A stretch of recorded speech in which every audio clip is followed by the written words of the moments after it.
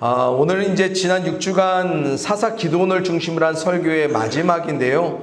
오늘은 높아진 모든 것을 무너뜨려라 라는 주제로 함께 말씀을 나눠보고자 합니다. 영성신학자 헨리 나우엔의 세상의 길, 그리스도의 길이라는 책에 보면 오늘날의 세상은 전반적으로 상승을 지향하고 추구하는 상향성의 문화와 세계관 아래 삶을 살아가게끔 자꾸만 사람을 충동한다 말해줍니다. 그래서 그리스도인을 포함한 세상의 많은 사람들이요, 상승하는 흐름에 무감각하게 때론 무분별하게 편승해 가고요, 자신이 이룬 성과와 성취들로 상승할 때 주어지는 그 보상적 즐거움을 누리는 것에 삶의 의미와 목적을 상당히 부여하며 살아간다. 또한 그런 삶이 점점 가속화되고 있는 것이 바로 오늘날이다 라고 말해줍니다. 하지만 기독교 세계관과 구원과는 어떠하냐면 반대로 하향성의 그 의미와 목적을 갖고 있다라고 말해줍니다. 그래서 세상 가운데 상향성을 지향하는 압도적인 문화와 세계관 속에서 하향성을 믿음으로 추구하는 우리 그리스도인들의 삶은 참 만만치 않다라는 것을 깨닫게 해주는데요. 그럼에도 여기서 좀 중요하게 볼 것이 무엇이냐면 나우엔이요, 인간의 삶 속에서 추구되어지는 상향성을 무조건적으로 부정하거나 폄하하지 않더라는 것입니다. 그래서 누군가가 개인과 공동체의 발전과 성장을 위해 상향성을 추구하는 것이라면, 특별히 세상 속에서 하나님 나라를 이루려는 기대와 소망 가운데 우리가 상향성을 추구한다면 분명 이런 것들은 분명한 목적 가운데 긍정되고 인정되어야 할 것이라고 말해줍니다. 그러나 여전히 우리 그리스도인 개인과 그리고 공동체가 상향성을 추구해가는 가운데 정말 주의하며 경계해야 될 한 가지 사실이 있다면, 상향성 자체가 종교화돼서요, 그것이 신앙의 목적과 목표가 되어버리면 승리, 성공, 성과와 같은 어떤 상승하는 결과만을 주목하며 하나님 앞에 살아갈 수 있기 때문에 그렇습니다. 더불어 우리가 더욱 각별히 유념해야 될 것이 있는데, 바로 이 상향적 결과가 주어진 가운데 공동체 속에서 빈번하게 발생하는 문제가 하나 있기 때문에 그렇습니다. 그것은 바로 결과에 참여하고 동참한 사람의 노력과 수고와 성과가 공동체 가운데 하나님을 대신해 더욱 주목을 받게 되고요, 또 그 사람에게 공동체가 상당한 권한과 권위를 부여하더라는 것입니다. 그래서 때론 공동체 속에 그런 사람의 권한과 권위가요, 누구요? 하나님과 동등하게 취급되고요, 때로는 하나님처럼, 때로는 하나님을 넘어서는 절대적 존재처럼 인정되어지기까지 합니다. 그래서 이런 종교화된 상향성을 추구하는 공동체 속에서 드러나는 최대 취약점이 무엇이냐면, 공동체가요, 자꾸만 성과와 업적의 결과에 참여하고 동참한 사람들에게 주목하고요, 그 사람에 대해서 무비판적으로 때론 맹목적인 지지와 호응을 보내며 그 사람을 따라 함께 동참하는 추종자로 전락해버린다는 것입니다. 이런 예시가 될 만한 분명한 사건 하나가요, 오늘 우리가 읽은 말씀 가운데 증거되고 있습니다. 그래서 종교화된 상향성의 위험성이 어떻게 한 개인을 통해 이스라엘이라는 공동체 속에 은밀하면서도 교묘하게 그러나 안정적으로 정착하게 되는지 우리가 한번 발견해 봤으면 좋겠는데요. 먼저 우리 다 같이 본문 22절의 말씀 다시 한번 읽어볼게요. 같이 읽어요. 시작. 그때 이스라엘 사람들이 기드온에게 이르되, 당신이 우리를 미디안의 손에서 구원하셨으니 당신과 당신의 아들과 당신의 손자가 우리를 다스리소서 하는지라. 아멘. 여러분, 우리가 방금 읽은 구절이 가리키는 그때가 어떤 상황을 의미하냐면, 이스라엘을 수적으로 압도하고도 남을 만한 전력을 갖춘 미디안과 그 연합군이요, 하나님께서는 이제 기드온과 단 300명의 사람들로 무기가 될 수 없는 나팔과 빈 항아리 횃불을 가지고 최초 전투에서 완전한 승리를 거두게 하십니다. 그리고 이제 이스라엘이요, 그 전장에서 도망간 모든 미디안의 잔당들을 처리하고 이제 완벽한 승리를 가져온 그 이유가 바로 오늘 본문이 가리키는 바로 그때입니다. 바로 그때에 완벽한 승리를 취하고 돌아온 기드온을 향해 이스라엘 사람들이 먼저요, 우리로서는 좀 도통 이해할 수 없는 이런 요구를 청하기 시작합니다. 두 가지인데요. 첫째는 하나님이 아닌 하나님의 대리자로 불려져 쓰임받았던 사사 기드온을 향해 이스라엘이 뭐라고 하냐면, 당신이 미디안의 손에서 우리를 구원하셨으니 라고 이스라엘이 말합니다. 그러므로 둘째로 이런 구원의 역사를 완전한 승리를 이끈 기드온, 그리고 그의 아들, 그의 손자들까지 이제 자신들을 대대손손 기드온의 집안이 다스려 달려며 이스라엘 공동체가 요청하기를 시작합니다. 여러분, 우선 여기서 우리가 좀 종교화된 상향성을 추구하는 집단이 가진 아주 보편적인 위험성 하나를 그대로 발견하게 되는데, 그것은 바로 결과된 승리에 참여한 당사자가 아닌 그 결과를 해석하며 주목하는 사람들, 즉 대중들에 의해서 결과가 변질되거나 왜곡되어 해석되어질 수 있다라는 위험성을 보게 됩니다. 다시 말해서 교회를 말해볼까요? 목사가 어떤 성과를 냈어요. 그러면 그 목사는 그런 마음이 전혀 없었는데 성도들이 우와, 목사님 대단해요, 하나님 안 보고요, 하나님이 이렇게 해주셨네요 고백하지 않고요, 성도님들이 우와, 목사님 대단해요, 목사님 앞으로 어떤 하나님의 역사가 목사님을 통해서 이루어질지 모르겠어요 라며 주목하는 겁니다. 그래서 어떻습니까? 대중들인 이스라엘 사람들이요, 하나님의 구원을 기드온의 구원으로 해석하고요, 하나님의 다스림을 받아야 할 그들이여 자청해서 기드온과 기드온의 가문을 통해 다스림 받기를 원합니다. 그런데 여러분 보십시오. 지금 이스라엘의 이런 발언과 그 요청의 수위가 너무 위험해 보이지 않습니까?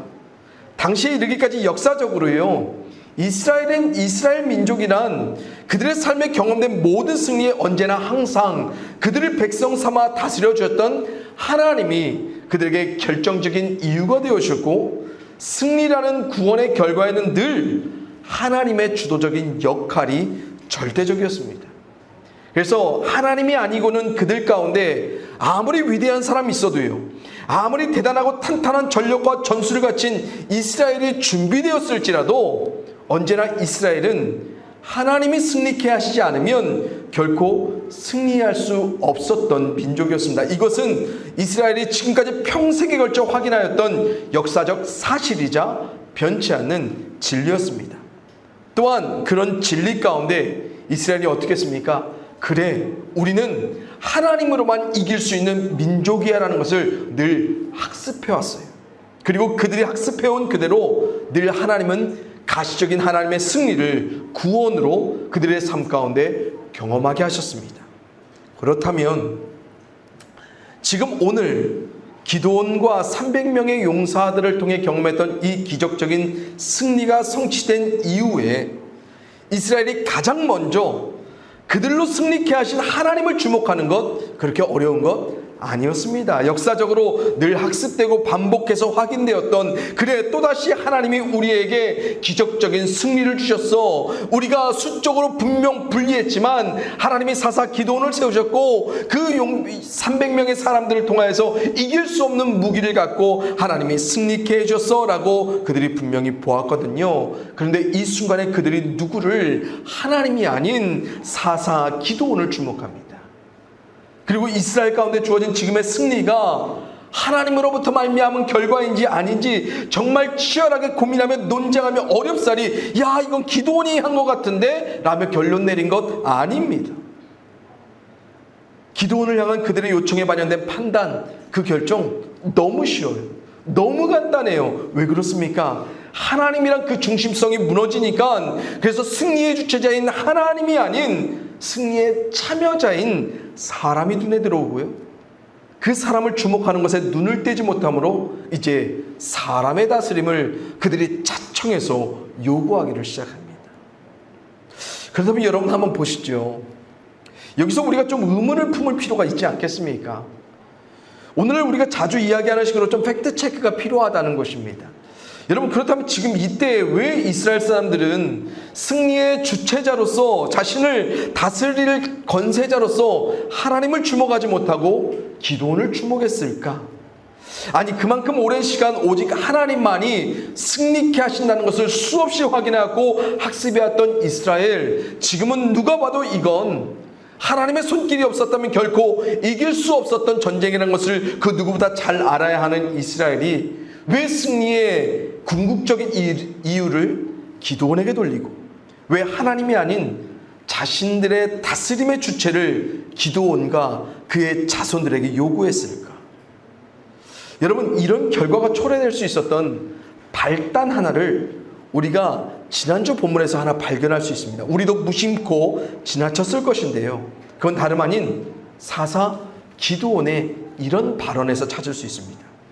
여러분, 지난주에 읽었던 사사기 7장 18절 20절에 보면 이런 말씀이 증거됐는데 제가 읽어드립니다. 이제 미디안과의 전투를 앞둔 바로 그때에 사사 기드온이 이렇게 300명의 사람들에게 요구합니다. 나와 나를 따르는 자가 다 나팔을 불거든 너희도 모든 진영 주위에서 나팔을 불며 이르기를 여호와를 위하라, 기드온을 위하라 하라 하니라. 세대가 나팔을 불며 항아리를 부수고 왼손에 횃불을 들고 오른손에 나팔을 들어 불며 외쳐 이르되 여호와와 기드온의 칼이다 하고. 여러분, 방금 읽은 두 구절 말씀에서 하나님이 승리케 하시는 그 전쟁의 시작점에 하나님 외에 더없이 선명하게 드러나는 한 이름이 있지요. 누굽니까? 바로 기드온입니다. 기드온이 전쟁을 하는 선봉에서 어떤 외침을 사람들에게 요청합니까? 18절에 이르기를 여호와를 위하라, 기드온을 위하라. 그리고 20절에 사람들이 그대로 외쳐 이르되 여호와와 기드온의 칼이다 라고 말합니다. 여러분, 기드온은 지금 하나님이 자신을 필두로 치러내는 승리가 보장된 전쟁의 현장에서요, 오직 여호와 하나님만을 위하라고 말하지 않고 슬며시 자신의 이름을 끼워 함께 외치게 합니다. 그리고 전쟁에 참전한 사람들은 그 전쟁에서 그러한 외침 이후에 승리라는 결과를 경험하게 됩니다. 그래서 우리가 기드온이 사람들에게 요청했던 이 외침을 굉장히 사사롭게 여길 수 없는 이유가 왜 그렇습니까? 그들의 외침 속에 여호와 하나님만큼이나 동등하게 기드온의 이름이 외쳐졌어요. 그리고 그런 외침 속에 뭐가 이루어졌어요? 전쟁의 승리라는 결과를 맛본 이스라엘. 그래서 결국 그들이 누구를 주목해야 합니까? 하나님이요? 아니요. 하나님은 지어내고 기드온을 주목해요. 여러분, 이게 무서운 거예요. 이게 우리 사람의 약점인데요, 하나님 외에 사람의 이름이 한 번 얹혀진 이 외침 하나를 그래서 우리가 결코 사사롭게 여길 수 없는 이유가 바로 여기에 있습니다. 여러분, 이스라엘 민족이 봤을 때는요, 이 전쟁을 승리하게 된 궁극적 이유는 누구 때문인 거예요? 지금 기드온 때문인 거예요. 왜요? 하나님과 함께 불려진 기드온을 위하라는 이 외침이 있었기 때문에 하나님이 자신들에게 승리케 하셨다는 것입니다. 그래서 그들의 외침처럼 정말 기드온을 위한 승리, 기드온의 칼이 거둔 승리로서 이스라엘이 승리의 구원의 모든 결과를 그렇게 해석해 가더라는 것입니다. 그래서 이것을 두고요, 구약학자 전성민 교수님이라는 분이 이런 말씀으로 요약하시는데 참 잘 해석하신 것 같아요. 하나님이 주신 승리를 쟁취하는 동안 사람의 영광이 미묘하게 그러나 치명적으로 끼어든다. 치명적인 실패가 항상 거창하게 시작하는 것은 아니다. 처음에는 잘 인식할 수 없는 인간의 욕심이 돌이킬 수 없는 잘못의 원인이 되기도 한다라고 말해주세요. 여러분, 하나님과 더불어 미묘하게 은밀하게 드러냈던 기드온 자신의 이름이요, 결국 이스라엘 사람들에게 어떤 치명적인 결과를 불러옵니까? 하나님이 아닌 기드온 때문에 자기들이 이긴 거죠. 그래서 이스라엘은 기드온의 다스림이 있어야지만 계속된 하나님의 구원을 얻을 수 있는 것처럼 아주 치명적인 믿음의 오류, 왜곡을 품고 살아가기를 시작합니다. 물론 기드온이요, 처음부터 아주 작정하고요, 거창한 계획을 가지고 하나님을 대신해서 내가 그래 이 전쟁의 주역이야, 그래 내가 승리를 이끈 사람이야 라는 것을 계획했던 것 아닙니다. 하지만 그가 살며시 하나님과 함께 얹었던 그의 이름, 그의 영광이 뭐예요? 사람들 가운데 각인되었다는 사실이에요. 여러분 잘 아시죠?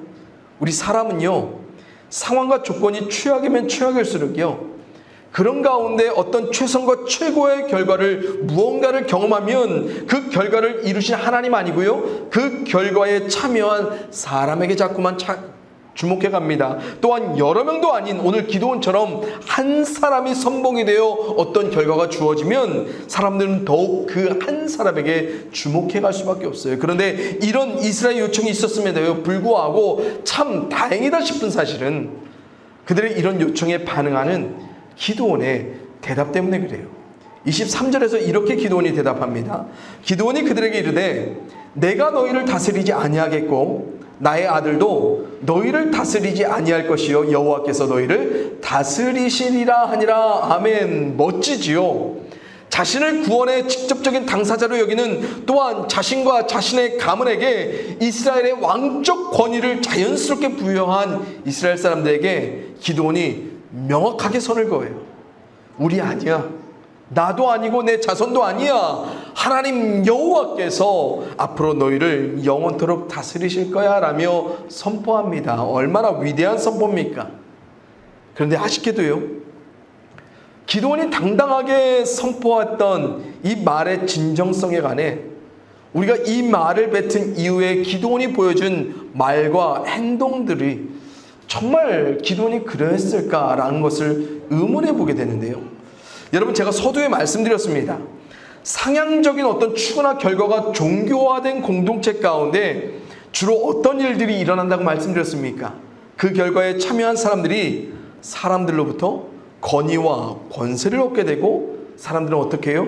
무비판적으로, 때론 맹목적으로 그 사람을 따라 동참하고 추종하며 살아간다고 말씀드렸습니다. 자, 그럼 이런 관점에서 한번 오늘 말씀을 주목해 보세요. 지금 여호와 하나님이 너희를 다스리리라 하고 선포한 기드온이 앞으로 보여주는 말과 행동에 한번 잘 주목해 보십시오. 먼저 24절에서요, 기드온이 갑자기 이스라엘 가운데 뭔가를 요구합니다. 뭘 요구해요? 우리 같이 한번 읽어볼까요? 24절입니다. 시작. 기드온이 또 그들에게 이르되 내가 너희에게 요청할 일이 있으니 너희는 각기 탈취한 귀고리를 내게 줄지니라 하였으니 이는 그들이 이스마엘 사람들이므로 금 귀고리가 있었음이라. 아멘. 여러분, 기드온이 지금 이스라엘 사람들에게 다소 노골적으로 한 가지 요청을 하는데요, 뭘 달라고 합니까? 탈취한 귀고리를 사람들에게 달라고 요청합니다. 그런데 이 구절 말미에 왜 기드온이 하필 다른 것도 아닌 귀고리를 딱 집어서 말했는지 그 이유 하나를 말해줍니다. 뭐라고 말해요? 그들이 이스마엘 사람들이므로 금귀고리가 있었음이라. 이 마지막 구절이 뭘 의미하는 겁니까? 기드온은 그냥 적군에게 탈취한 허접한 귀고리를 원했던 사람이 아니라는 것입니다. 그가 탈취한 귀고리를 원했던 이유는, 그것은 바로 미디안 사람들은 귀고리를 만들 때 뭘로 만들어요? 금으로 만들었기 때문에 그렇습니다. 한마디로 기드온은 지금 금을 원한 거예요. 그래서 그가 이스라엘 사람들로부터 얻게 된 그 금의 합계가 얼마나 되냐고 성경이 말해주면 26절에서요 무려 1700세겔이다. 지금으로 따지면 이 1700세겔은요 거의 20kg 육박하거든요. 그래서 제가 너무 궁금해서 한번 찾아봤어요. 현재 시세로 얼마나 되나. 그래서 현재 시세로 금 20kg 해보니까요 얼마인 줄 아세요? 14억 8천, 거의 15억에 달합니다. 그런데 이런 엄청난 가치의 금 귀고리를 요청하는 기드온도 대단하지만요, 더 놀라움을 금치 못할 사실이 뭔지 아세요? 25절에서 바로 이런 기드온의 요구에 반응하는 이스라엘 사람들입니다. 무리가 대답하되 우리가 즐거이 드리리다 하고 말하면서 어떻게 합니까? 자신의 겉옷을 펼쳐서 거침없이 금 귀고리를 기드온을 향해 던져냅니다. 여러분, 왜 이게 놀라운 줄 아세요? 여러분, 이게 막 엄청나게 막 사람들이 아무것도 따지지 않고 그냥 다 하나님을 향해서 막 헌신하고 막 섬겨내는 그런 현장인 것 같습니까? 아니에요. 사람들은요, 왜 기드온이 귀고리를, 그것도 금 귀고리를 원하는지 생각하지를 않아요. 어떤 이유와 목적으로 기드온이 금 귀고리를 자신에게 요청하고 있는지 그들은 전혀 생각조차 하지 않아요. 왜요? 자신들에게 구원을 안겨준 기드온이거든요. 자신들을 다스려줬으면 하는 그런 기드온이거든요. 그러니까 그가 요구하니까 아무 생각 없이 어떤 목적과 어떤 취지가 있는지도 모르고 금 귀고리를 자신의 겉옷을 던져내며 막 던져내기 시작해요. 제가 지금 이스라엘 사람들이요, 자신들에게 금 귀고리를 요청하는 기드온에게 왜 따지지 않았냐라며 지적하는 거 아닙니다. 대신 기드온이 어떤 취지와 목적으로 자신들에게 이것을 요구했는지, 그래서 자신들이 즐거움으로 드린 그 헌신이, 그 섬김이 어떤 의미를 갖게 되는지 이스라엘은 분명 알았어야 했어요. 알고서 헌신하고 알고서 즐거움 가운데 던져냈어야 됐어요. 하지만 그들은 아무것도 모른 채 맹목적으로 기드온이 달라고 하니까 주기만 했어요. 기드온의 요청에 그들은 맹목적이었어요. 마치 이단 사입에 빠진 사람들이 마치 교주에게 하는 것처럼 기드온의 요청이기 때문에 그들은 맹종하는 추종자처럼 반응해 가더라는 것입니다. 물론 본문에서요, 기드온은 금으로 27절 말씀처럼 성전의 대제사장들의 조끼로 사용된 에봇을 만듭니다.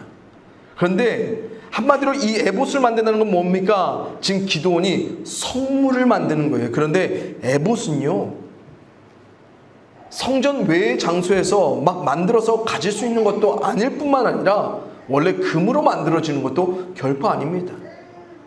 제사장의 의복이었던 이 에봇은요, 하나님께서 만들게 하셨던 규정이 있었어요. 그렇다면 기드온이 이 에봇을 그것도 금으로 왜 굳이 만들려고 했을까? 비록 그는 사사롭게 자신의 사욕을 위해서 금을 취한 사람은 아니었지만 그는 자신의 승리의 이유를 기념할 만한 형상, 에봇을 화려한 금으로 치장한 어떤 기념물을 만들고 싶었던 것입니다. 그리고 그는 이 금 에봇을 통해 뭘 드러내고 싶어 했어요? 자기의 승리, 자기가 참여한 하나님의 영광스러운 승리를 은밀하게, 교묘하게, 하지만 명확하게 드러내고 싶었어요. 그래서 이 에봇을 어디에 뒀습니까? 자신의 성읍에 두었다라고 말해줍니다. 그래서 27절에서 성경이 뭐라고 말합니까? 여러분 27절 말씀 한번 읽어볼까요? 시작. 기드온이 그 금으로 에봇 하나를 만들어 자기의 성읍 오브라에 두었더니 온 이스라엘이 그것을 음란하게 위함으로 그것이 기드온과 그의 집에 올무가 되니라. 여러분 이 구절에 쓰여진 음란과 올무라는 단어들은 주로요, 구약 성경에서 하나님을 버리거나 대신해서 우상의 형상, 그것을 섬기는 이스라엘을 가리킬 때 하나님이 너희들 음란하다, 너희들 올무에 빠졌어 라고 사용하는 단어가 바로 이 단어들입니다. 결국 뭡니까? 기드온이 만든 금 에봇은요, 하나님을 위한 성물이 아니라 하나님을 대신해 자신을 드러내기 위한 것으로, 결국 이것은 기적적인 승리로 자신들을 구원하여 주신 하나님을 기억하는 기념물이 되지 않고 이스라엘 사람들로부터 기드온이란 사람의 승리와 사람의 구원을 기억하게 만들려고 했던, 그래서 하나님을 향한 이스라엘의 신앙을 음란하게 어지럽혔던, 그들을 올무에 트랩에 빠뜨렸던 흉물과도 같았던 것이라고 말해주고 있습니다. 또한 본문 26절에 보면요, 기드온이 금 귀고리에도 뭘 요구했는지 아세요? 미디안 왕들의 값비싼 왕복들 요구합니다. 그런데 사람들 줘요. 30절에서는 많은 아내와 아들을 건지고요, 31절에서는 아들의 이름을 아비멜렉, 내 아버지는 왕이라는 이름을 지어주고요, 또한 이후에는 어떻게 하는지 아십니까? 기드온이 많은 아내를 두고 자신의 권력을 대대로 세습할 수 있을 만한 많은 아들을 낳아요. 그것도 무려 70명까지요. 그래서 이것을 보고 많은 성경학자들은 뭐라고 말하냐면, 기드온이 왕적인 권세를 표면적으로 드러내지 않았지만 실질적으로는 은밀하게 왕적 권세를 안전하게 누리면서 살았다. 그렇게 살고 싶어 했다라고 사람들이 해석합니다. 사랑하는 성도님들, 예레미야서에 보면요, 하나님께서 결국 한 번은 철저히 망해봐야만 했던 이스라엘 향해 이런 안타까운 마음을 호소하십니다. 제가 읽어드려요.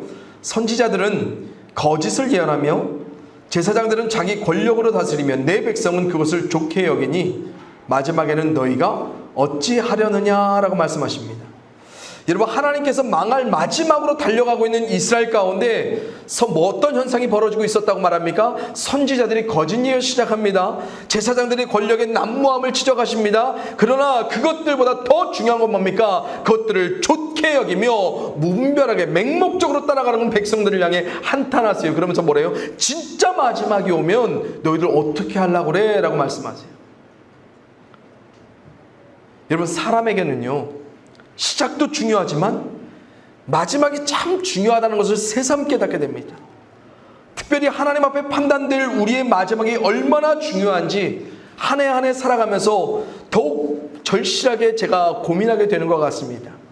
여러분, 사람에게 시작이 있다면 누구에게든 마지막을 향해 살아내야 될 삶의 과정들은 필연적으로 마주됩니다. 그래서 오늘을 사는 우리의 판단된 어떤 선택, 어떤 결정, 어떤 행동들은요, 분명 우리의 삶의 마지막에 영향을 끼치게 될 겁니다. 그 마지막에 너무너무 아쉬운 게 바로 이 기도원의 모습이에요.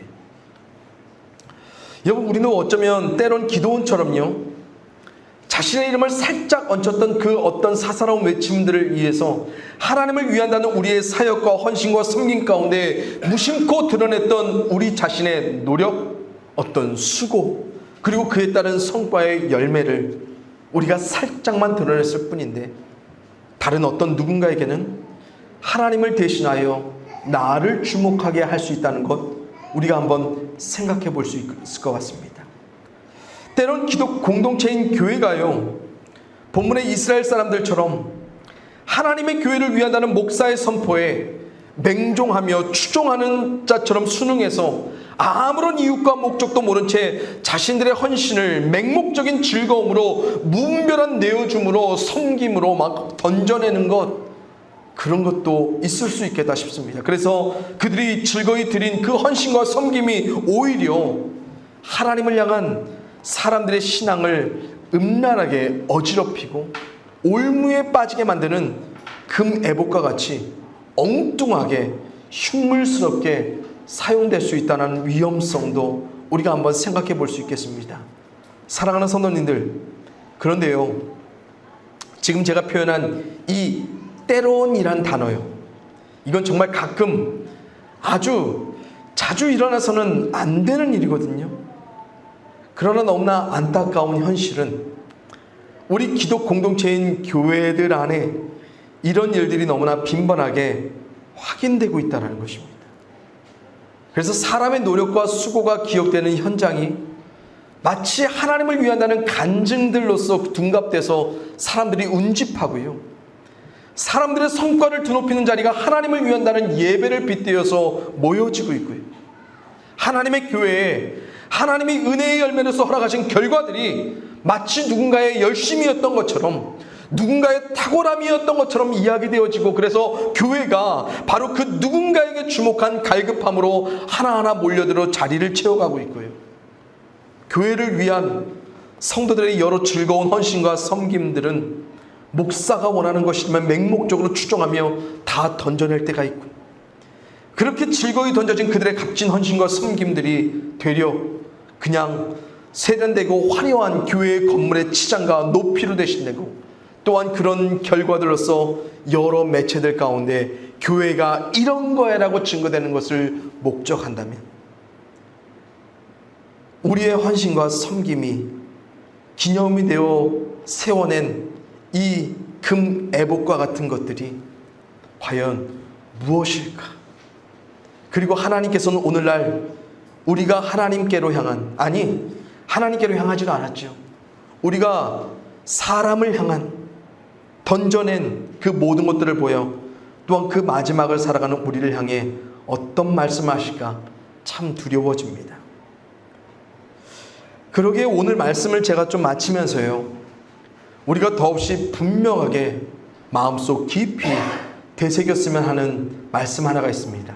바로 이사야서의 말씀인데 우리 함께 읽어봅니다. 같이 읽어요. 시작. 나는 여호와이니 이는 내 이름이라. 나는 내 영광을 다른 자에게, 내 찬송을 우상에게 주지 아니하리라. 아멘. 여러분, 성도와 성도의 공동체인 교회가 결과로서 누리는 모든 영광은요, 다 오직 하나님의 것입니다. 이런 영광된 결과를 하나님께서는요, 어떤 누구에게도 주신 적이 없으시다라고 말씀해 주십니다. 사람에게도, 사람이 만든 어떤 형상에게도 오늘 우리가 거듭 이렇게 하나님만을 주목하며 살아가야 될 분명한 이유가 무엇입니까? 하나님은 어떤 누구와도 자신의 영광을 나누어 가지시지 않는다는 것입니다. 물론 우리는 하나님의 영광에 참여합니다. 하나님이 영광 가운데 드러내신 결과를 맛봅니다. 하지만 이 영광의 궁극적인 이유, 절대적인 공급자는 누굽니까? 오직 하나님뿐입니다. 그래서 나와 우리를 통해 일하신 하나님이 맺어주신 모든 결과 가운데 기억되어야 될 유일한 것, 오직 높여져야 될 유일한 것은 무엇입니까? 오직 하나님의 영광뿐이라고 우리가 늘 선포하며 살아가야 될 줄 믿습니다. 참 너무너무 아쉽지요. 하나님의 위대한 승리를 경험한 사사 기드온, 그의 사소한 발언 하나가, 그의 사소한 행함 하나들이 이스라엘 가운데 펼쳐졌던 이 큰 일들이요. 그렇기 때문에 우리도 오늘 다시 한번 하나님을 대신해 우리의 이름들이, 우리의 행함들이, 우리의 결과들이 불려지는 그 모든 것들 가운데 더욱 주의하며 살아가야 할 것입니다. 우리 그런 마음을 가지고요, 우리 함께 찬양하고 잠깐 기도하도록 하겠습니다. 오늘 우리가 말씀을 통하여서 사람의 연약함을 발견합니다. 기드온이란 사람을 통하여서 하나님의 영광스러운 승리를 구원으로 보여주셨지만, 사람들은 그 뒤에 결정적으로 절대적으로 역사하셨던 하나님을 바라보기보다 그 상황 가운데 참여했던 기드온을 바라보고 그의 구원이라, 그래서 그의 다스림을 자청하는 모습을 바라볼 때 우리 또한 그러할 수 있음을 겸손히 바라봅니다. 하나님, 우리의 삶을 통해, 나를 통하여, 우리를 통하여 하나님이 어떠한 일을 행하시던지 간에 우리가 그 가운데 오직 하나님의 이름만을 높여갈 수 있도록 도와주시옵시고, 우리가 이 땅을 디디며 살아가는 그 삶의 마지막까지 우리의 삶을 통해서 하나님이 드높이시는 삶의 현장마다 다시 한번 우리는 사라지고 오직 하나님만이 영광 가운데 가득히 높이 올려지는 삶을 살아갈 수 있도록 도우시고 함께하여 주시옵소서. 아버지, 이 땅 가운데 하나님의 영광을 증거하기 위해 세워진 교회들이 아버지 하나님을 대신하여 어떤 것을 높여가고 있습니까? 그 높아진 모든 것들을 철저히 무너뜨리게 하여 주시옵시고, 그 무너진 가운데 오직 하나님만이 홀로 영광 가운데 드러나게 하여 주시옵소서. 하나님, 우리 질그릇 교회가 정말로 우리의 것들은 높아지지 않을지라도 하나님만이 홀로 높여질 수 있는 그런 사역들을, 그러한 결과들을 아버지 하나님 날마다 꿈꿔갈 수 있도록 도와주시옵시고, 그런 결과들을 하나님이 지어주실 때면 어김없이 하나님께로만 온전한 영광을 올려드리는 그런 겸손한 교회 될 수 있도록 주님께서 인도하여 주시옵소서. 또 한 주를 살아갑니다. 한 주의 삶 가운데 우리가 하나님이 우리 가운데 영광 가운데 참여케 하실 그 삶의 자리마다 오직 하나님의 이름만을 예배 가운데 높여가기를 원합니다. 감사를 드리옵고 사랑이 많으신 예수님의 이름으로 기도합니다. 아멘.